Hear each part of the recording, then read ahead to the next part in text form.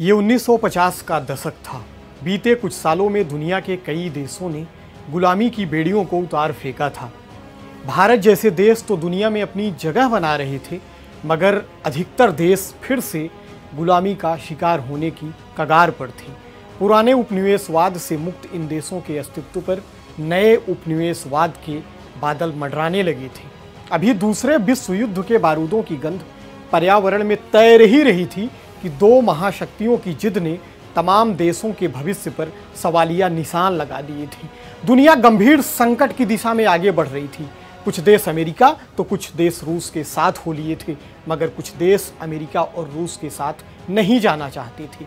इन देशों को भारत के नेहरू ने एक नया विकल्प दिया। इस विकल्प का नाम था गुट निरपेक्ष।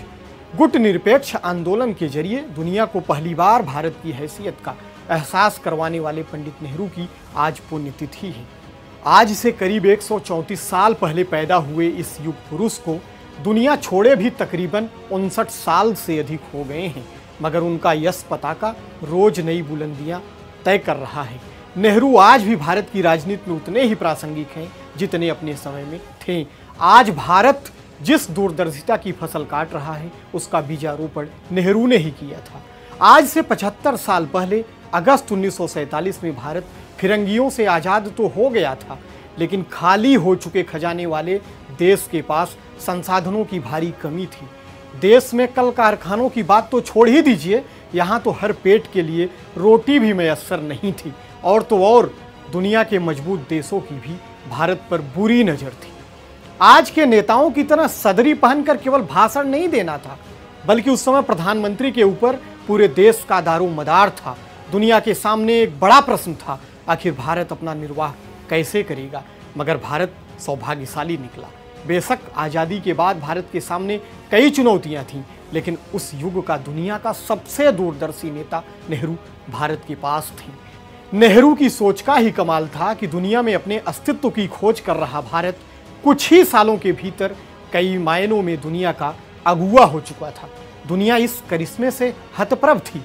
पूंजीवाद और साम्यवाद के खूनी पंजे में जकड़े दुनिया को भारत की मिश्रित अर्थव्यवस्था से रूबरू करवाने वाले नेहरू को जितना इस देश की जनता ने मोहब्बत दी, उतना ही दुनिया के बाकी देशों ने शोहरत।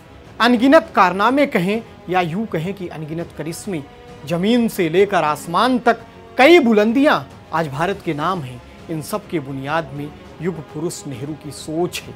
आज दुनिया के बेहतरीन चिकित्सक, बेहतरीन इंजीनियर और बेहतरीन वैज्ञानिक नेहरू के बनाए संस्थानों से निकलकर पूरी दुनिया में भारत का लोहा मनवा रहे हैं। जरा सोचिए, नेहरू उतने दूरदर्शी न होते तो आज भारत कहाँ होता। नेहरू बैरिस्टर थे, खूब अमीर आदमी, मतलब खानदानी रईस थे। नेहरू चाहते तो ऐसो आराम से अपनी जिंदगी गुजार सकते थे, लेकिन देश की जनता का दर्द उनके रूह तक उतर गया था। देश के लिए कुछ कर गुजरने का जज्बा लेकर नेहरू स्वतंत्रता आंदोलन में शामिल हुए। उनका तेवर अंग्रेजों को अखरता था। उनकी ऊर्जा और हौसलों से पस्त अंग्रेजी हुकूमत ने उन्हें 9 साल से भी अधिक समय तक उन्हें जेल में रखा। देश आज़ाद हुआ तो सर्वसम्मति से नेहरू देश के अगुवा हुए। नेहरू की लोकतंत्र और मानवता में आस्था अद्भुत थी। सच पूछिए तो आधुनिक भारत के निर्माता नेहरू नेता कम, दार्शनिक ज़्यादा थी। उन्हें भविष्य की सटीक पहचान थी।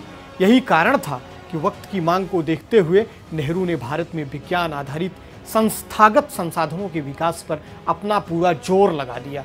नेहरू के दखल के बाद देश में योजना आयोग बना और पंचवर्षीय योजनाओं के माध्यम से बांध, बिजली घर, परमाणु ऊर्जा, सड़क, रेल, संचार, सुरक्षा, शिक्षण संस्थानों की नींव रखी गई।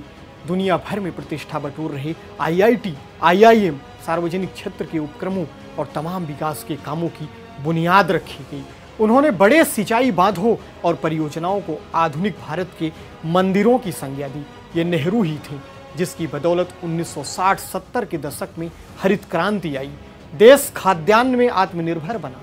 सार्वजनिक क्षेत्र के उपक्रमों की बुनियाद रखी गई, जिसकी बदौलत सामाजिक न्याय के साथ वंचित तबकों को सुरक्षा मिली और स्वदेशीकरण को बढ़ावा भी। ये नेहरू की कुशल रहनुमाई ही थी कि भारत के साथ आज़ाद हुए देश जब अपने लोगों के लिए रोटी कपड़े का जुगाड़ नहीं कर पा रहे थे, तब भारत जमीन से उड़कर आसमान पर छा जाने को बेताब था। नेहरू ने साल 1962 में इनकॉस्पर की स्थापना की।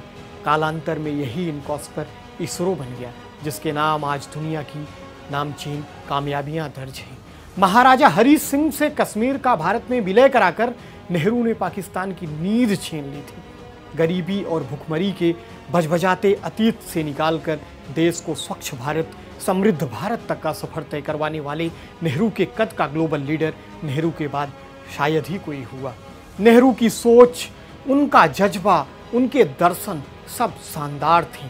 आज नेहरू की कमी जितना भारत को खलती है, उससे अधिक इस दुनिया को।